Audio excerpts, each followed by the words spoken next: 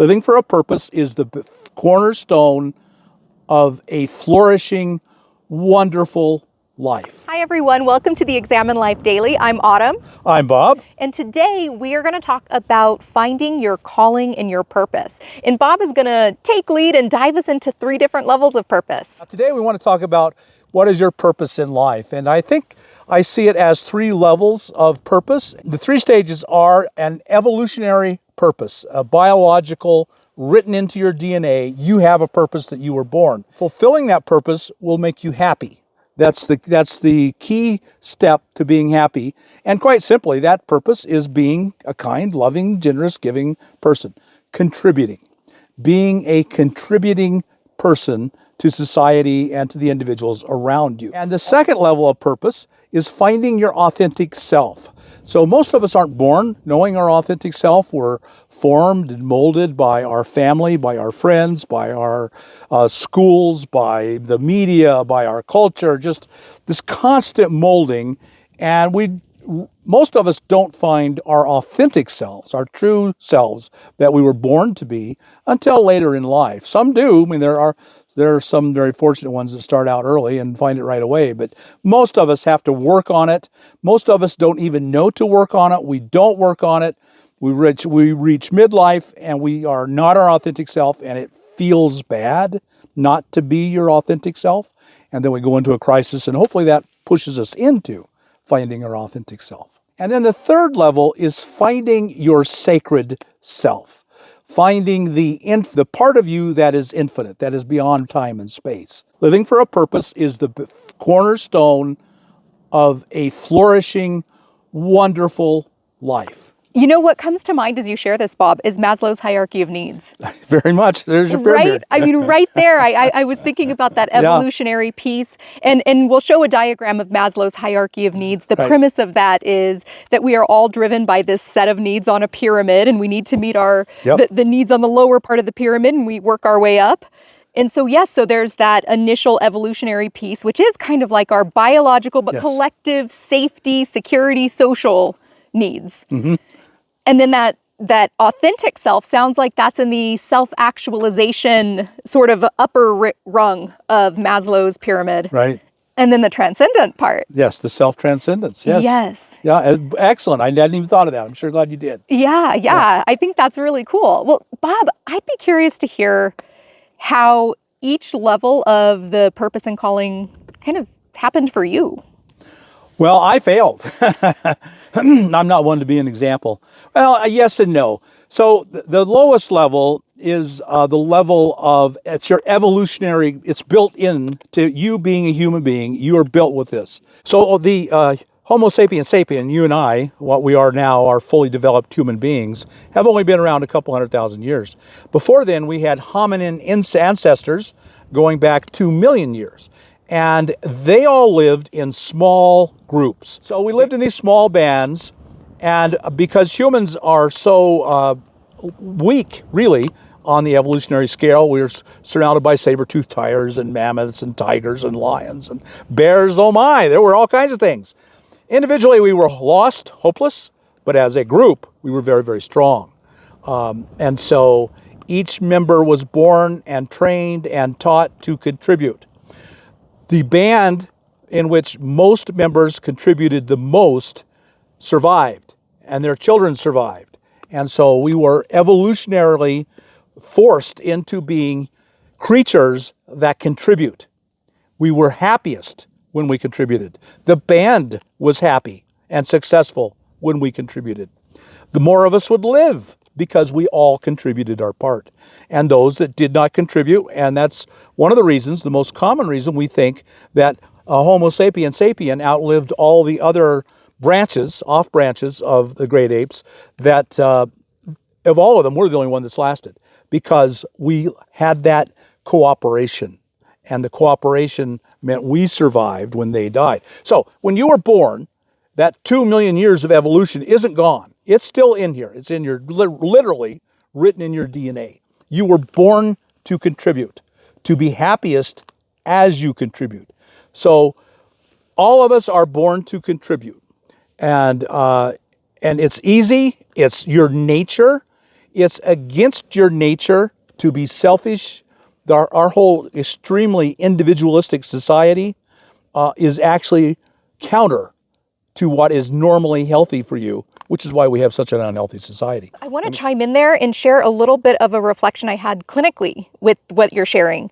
So if I had somebody come in for depression, one of the things that we would explore is, do you believe that you are a contributing member to someone, whether that's a partnership, a family, or a purpose in your community? And that was kind of part of the treatment plan, so to speak. And I had a mentor, and I absolutely loved this and really took this to heart, who shared that anytime couples came in for like couples therapy, one of the first things he ever did as almost a criteria to take them on as clients is to say, I'm willing to work with you if you are willing to jointly do some kind of service-based thing together as part of the treatment.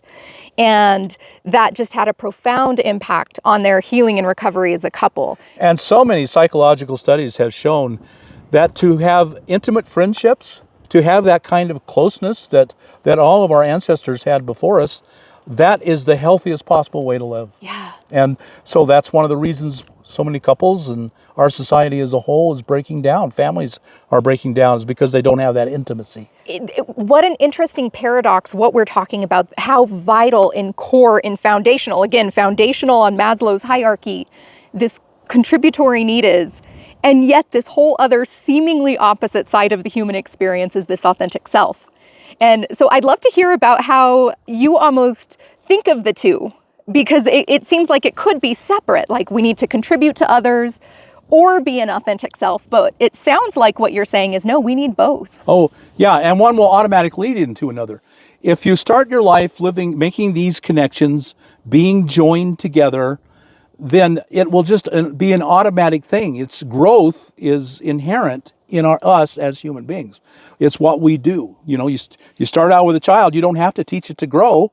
In fact, Right. Most of the things infants learn, you don't ever teach. They just learn. Mm-hmm.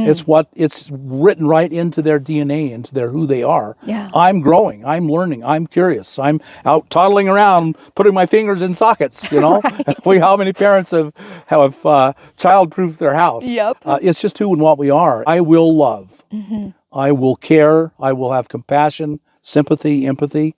And if you will learn that at the most basic level, if you will practice that, it will automatically lead you into finding your authentic self. It's almost circular, because when you do actualize yourself and there is a self-transcendence, both of those two things are in service to contribution. Yes. Yeah. Very, very much. Yeah. Well, and then also how beautiful that then contribution in and of itself leads us to be able to find our authentic self. How do you think that happens? Love, giving it and receiving it, is a biological need of the human being because of our 2 million years in band living. Yeah. That's what we need. We have to have it. And we don't have it, we don't thrive, and we don't move on. We stay stuck in this focus on myself. I'm reminded of a Young quote, one of my favorites, I think one of your favorites too, that the first half of life, the purpose of the first half of life is to develop a healthy ego. Yeah. And the second half of life is to go inside and let it go. Yeah. Well, unless you are loving and being loved, you will never develop a healthy ego. And you will never go on then. You cannot, because you're too wounded to go on to find your authentic self. Yeah. It's like the authentic self is a flower. If you're a flower, it's the bloom. Mm-hmm. You don't teach a flower to bloom. Yeah. You don't train it. You just fertilize it. You give it the basic needs, which are always giving love and receiving love. Compassion, empathy, sympathy, caring. If you will do that, then the flower will grow and it will bloom and you will just automatically find your sacred self. Wow. You know, a couple of thoughts come to mind. One, I'm thinking about the paradoxical nature of when we are so hyper-focused on self, how lonely that is. And then also how even that drive at its most fundamental harmful state is almost trying to seek affirmation, receiving validation. So it's interesting to see that when there is this hyper focus on the self, the underlying goal seems to be, hey, let me know I'm important, which requires a community, which requires, your tribe, so to speak. Yeah, it's that extreme individualism that makes us all so sick. Yeah. We're just thinking about ourselves. And even when we are trying to contribute, so many times it's not on a healthy basis. Mm-hmm. We fall into giving in order to get. It's better for me if I give, so I give. Like transactional. Transactional, Yeah. very much. And that's, most of my life was transactional giving. I never had a real purpose until my midlife crisis when I was 40. And then I set on a path of correcting my first 40 years of doing it the wrong way.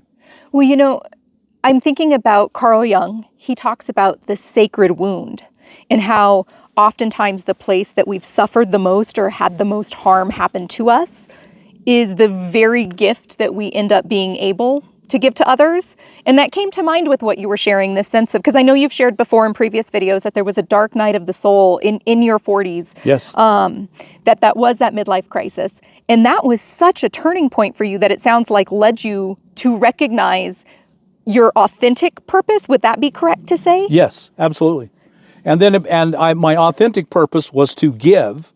And then once that was really well planted in me, that seed, then the giving began the narrowing down process, and until it became this channel. That all began those many years ago at my dark night of the soul, and all those tears, setting me on a right path. One thing I really want to make clear is that really, to find your purpose, if you will start at this most basic evolutionary level, being loving and kind and generous. That's it. There's nothing more to it than that. That tames the ego. That tames the ego. If you don't tame the ego, if it never sees anything beyond itself, it will run wild and will take over our lives.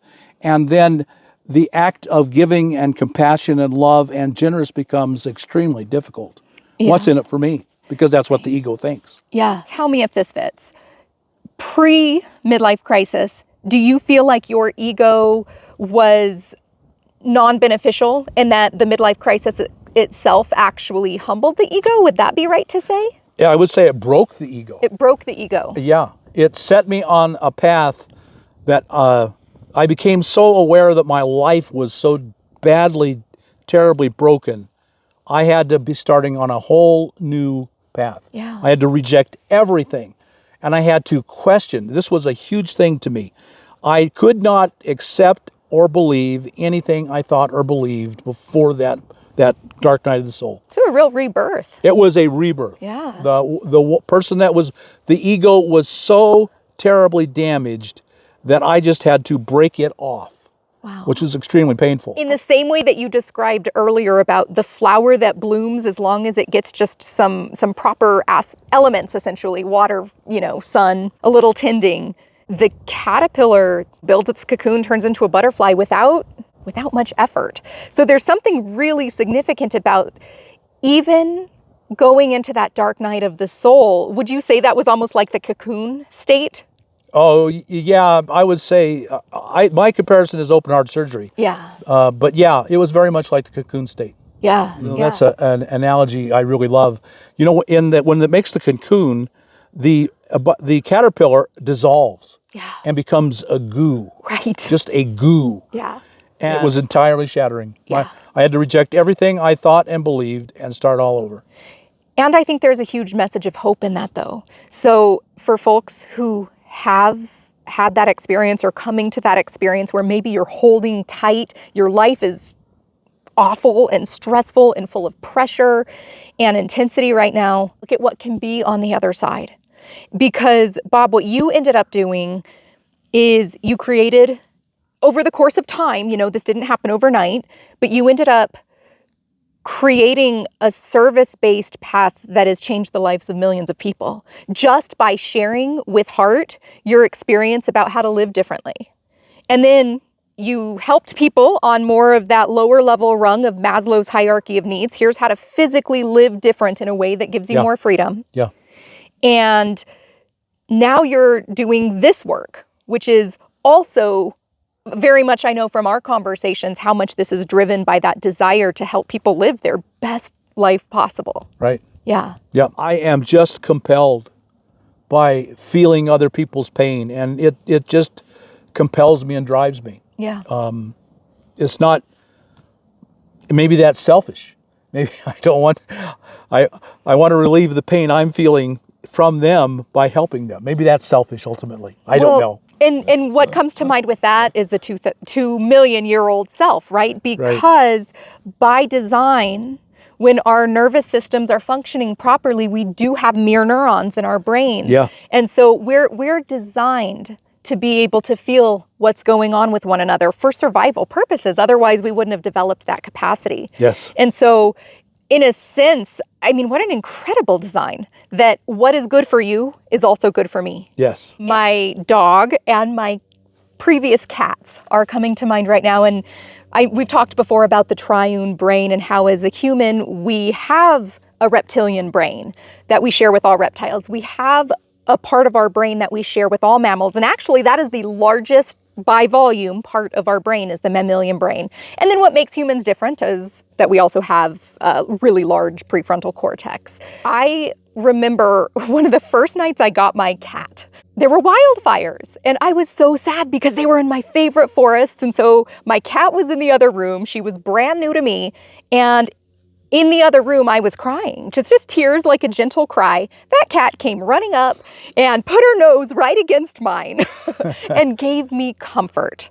And that is what mammals do. I mean, dogs, I feel like, gosh, examples don't even need to be made. You know, cats are known to be a little bit more selfish, but really, they are so sweet, mostly. And that is also our nature. That is that I feel like what you're talking about, where I see suffering, and I want to do what I can, even if it's a tiny act of kindness or service. I want to do something to let you know you're not alone in it. It's who and what we are, and our society works completely against it.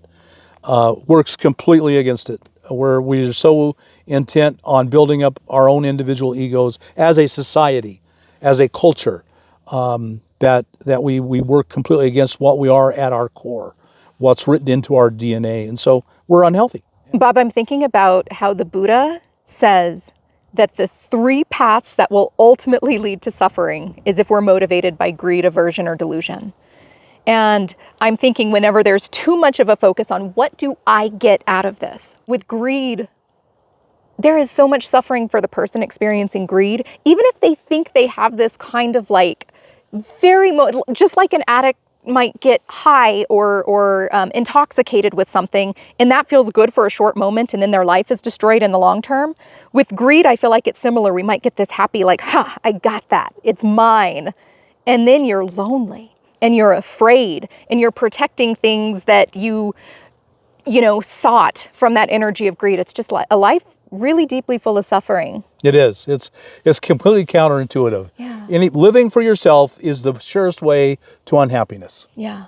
The surest way. And living as a contributing part, as seeing yourself as a whole, and not forgetting yourself. That's important too. You never forget yourself. Yeah. You're still important. You're still living for yourself. You're still loving yourself. You're loving all humans, and you're one of those humans. Mm-hmm. So you still love yourself. You have equal compassion for yourself as you have for anyone else. One of the ways I like to think of it is this. And you're given 2 hands. And with one hand, you take care of yourself. And with your other hand, you reach out and you take care of someone else. And the hands have to be in balance. They must be in balance at all times. Well, not at all times. There'll be times they'll be off balance. But over the course of your life, there has to be this balance. Sometimes you'll spend more time reaching out and taking care of others. And there will be times when you spend more time taking care of yourself. But if this hand is doing all the work and only taking care of me, and this hand is become stunted and nothing, then I'm going to become miserable beyond words. Right. I think about almost like if you don't use it, you lose it, like it's going to basically atrophy. Right. Wow, that's a great example. Yeah, it's really important. Always taking care. You can't contribute to yourself without giving to someone else. And if you don't maintain that balance, then you'll suffer. So Bob, we've talked about the vital importance of contribution. And we've talked about how having an authentic self allows us to contribute, and how receiving contribution allows us to find the authentic self. How does all of that relate to transcendence? Well, I think it's the flower. It's the flower analogy. It's the bloom. It's the I guess maybe it's the fruit, maybe a tree. The tree grows, becomes a beautiful tree and gives off, everyone loves it because it's a beautiful tree. And then it gives off fruit. Animals come from all around and eat the fruit and they're benefited. And so I think it's just a natural growth. And so if you want to reach self-transcendence, it's always chipping away at the ego. And the way to chip away at the ego is to give. Yeah. And then it's just a natural progression of more and more giving until ultimately the ego just shrinks. It just calms down. And all this giving, eventually it learns, this is working. Yeah. This giving thing really does take a very good care of me. And it might take a long time to learn this, but it will happen. And for some it will happen quickly, and for others it will take a long time. The core purpose is always the same: loving compassion, loving kindness. Loving kindness, that's it. That's all there ever is to finding your purpose in life. And it will just narrow down from starting out as very, very broad to being very, very narrow.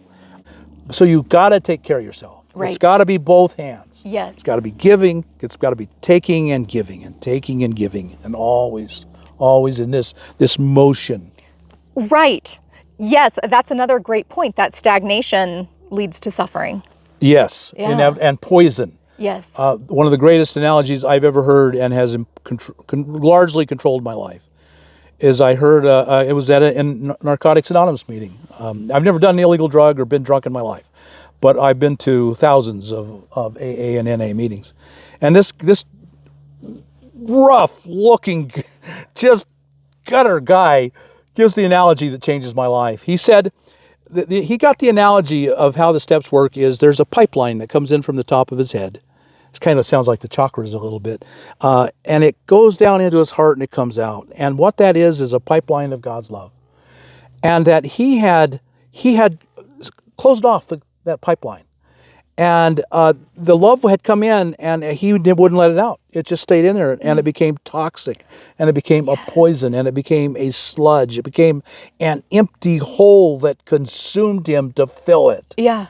And he filled it with everything harmful and powerful, which for him was mostly narcotics and drugs and every other thing you can think of. And the solution? Easy. Open the spigot. That's all he had to do. That's what the 12 steps does. Yeah. It breaks the lock off here and opens the spigot, and out comes this love. Wow. That's there. Right. You don't have to find it. You don't have to discover it. Right. It's there. Yeah. And it comes out, and his life changed overnight. Well, I think about even in nature, Bob and I are nomads, and so we see a lot of bodies of water. And I think of the water that has the least amount of movement. You really don't want to drink that, even with good filters.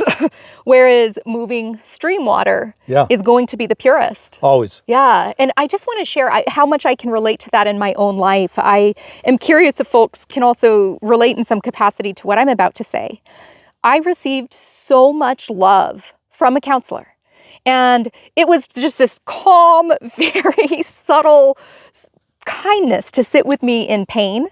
And it was so transformative. I'm almost tearing up thinking about it. It was so transformative and life-changing for me that it literally is painful for me if I can't do this work in some capacity, in like one capacity or another. And to me, that is indication that we found our purpose. It doesn't have to be counseling necessarily. It doesn't have to be having a YouTube channel. I think we can give this kind of love and kindness. I think about during the pandemic where so many people who might not get recognized for who they are every day, like the brave souls who went out and were our cashiers and service workers in the midst of exposing themselves to a lot of really unknown threat at the time. There's so many ways, no matter what we're doing, that we can give this kindness. It has to flow. It has to flow. Yeah. No flow, no good life. Right. No happiness. Yeah. It's the source of all happiness. The flow is happiness. And it reminds me of the prayer, Lord, make me an instrument of your peace. Where there is hatred, let me sow love. Just a couple of quotes. I have many I'd like to read, but I'll read two. This one is from a man named Jeremy Bentham. He says this: create all the happiness you are able to create. Remove all the misery you are able to remove. Every day will allow you, will invite you, and I'm going to add, every day will beg you to add something to the pleasure of others or to diminish something of their pains. I believe if you will take this one quote and follow it every day, one of the things I decided was if the universe put someone to stand in front of me, I became responsible to them to contribute to their life.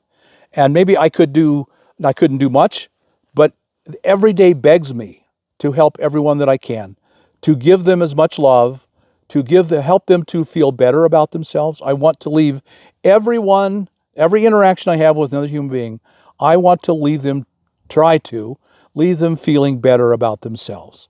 And if I can't, and a lot of times you can't, then at least not to contribute to it. Love finds a way to grow, to expand, to bloom, to give, to nurture, to contribute. It just finds a way. All you have to do is let it out. All we have to do is stop blocking it. Yeah. The love is there, and once out, all we have to do is stop blocking it. Yeah. A lot of times we want to love so deeply, and how loving someone really well sometimes means not giving them what they want. It might mean telling them no. It might mean having a boundary with them. And they might perceive us as being cruel or selfish. And yet that's where wisdom is so important. And in fact, I just want to share one of the talks that I'm really excited to do is one that's going to be titled Paradoxical Kindness, where there can be from such a kind place in our hearts, setting boundaries with love for self and other. And that is a messy place to be because it isn't the feel-good part of service. You know, I think the shadow side of what we're talking about is where when we have so much love, we may inadvertently enable behavior if we don't come forth with wisdom. If we don't have enough of a sense of self to be able to tolerate the discomfort of somebody viewing us really negatively. Like when we have really great hearts and somebody considers us selfish because we didn't do what they wanted, that can be so painful. And so one of the things that's just coming to mind in the midst of this, service can look so beautiful and be so peaceful. It can also be really unpleasant and messy and standing in the fire of inaccurate judgment. I just wanted to kind of throw that part in. That's really excellent. I'm glad you did. One of the things I've given all of this a lot of thought is that if I'm walking down the road one day and I find one person doing great harm, any harm to another person, and I have an obligation, they're in front of me now, I have an obligation to help them. What is my obligation? Well, it's to stop the person who's doing the harm. Yeah. And that might mean harming them. Mm-hmm. And that is my obligation. Yeah. It might mean my being harmed in the process, mm-hmm. but that's my obligation. Mm-hmm. I can't walk away. Yeah. I have to boundary. Mm-hmm. That's a boundary. Right. That's one of the extreme boundaries. I have to physically stop this person from harming this other person. Right. I think about at its best, and this is really complex, and so I acknowledge that, but at its best, jail or prison is saying you are harming so many members of society. So I think at its best, prison and jail is not for punishment. It's for protection, not only for society. It's also for protection for the person. In the Christian tradition, they say when you interfere with someone who is committing sin, that is virtue. It's virtue because you are protecting both others, self, and the person committing the sin. And so I think that is just another way, another lens to look at service. Yes, absolutely. In AA, they have a code. And this is in the literature. Love and tolerance of others is our code. So you can't always love someone. You just can't. Basically, sometimes all you can do is tolerate them. And that's okay. Mm-hmm. I mean, love isn't this magical ooey gooey feeling. It's caring enough to act. And it might mean caring enough to act and do physical harm to someone. Mm-hmm. Or it might be tolerance of others. Tolerate them as far as you can, but there may come a day when you cut them off. Yeah. That boundary is valid and important. Yes. And if people are harming society and you know they have proven that they're going to continue, then you may have to put them in jail. Right, right. And so one of the reasons that I love this topic is it is so rich, right? Because service really is one of the most beautiful things, and it can feel so good. And it can also carry with it a great deal of pain, because when we do have a boundary, especially if we are the sensitive souls who love to provide benefit to others, I think it's really noble to be willing to experience the discomfort of a boundary whenever we have a heart of service. And we can do that in the heart of service.